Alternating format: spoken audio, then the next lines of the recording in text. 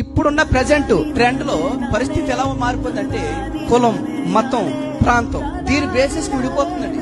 కానీ ఆ కులం గాని, మతం గాని, ప్రాంతం గాని మనకు అన్నం పెడుతుందా అంటే పెట్టడం లేదు. మనకేమైనా చోటిస్తుందా అంటే చోటు లేదు. కనీసం మనకు రక్షణ కల్పిస్తుందా లేదు.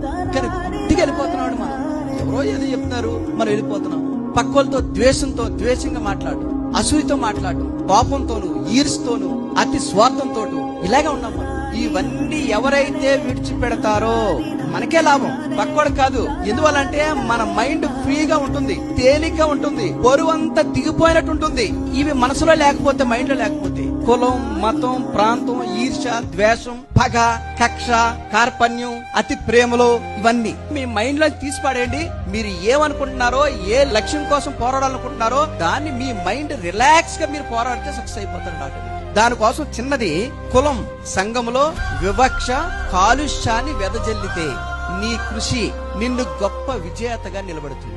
మతం సమాజంలో విద్వేష మంటలను రగిలిస్తుంటే విలువలతో కూడిన మేధస్సు నీ విజయానికి మార్గదర్శిగా దారి చూపెడుతుంది. ప్రాంతం దేశంలో విభజన రేఖలను నిర్ణయిస్తుంటే అలుపెరగని నీ ప్రయత్నమే నీ పురోగతిని నిర్ణయిస్తుంది. కులం, మతం, ప్రాంతం నీ తలరాతను నిర్ణయించవు.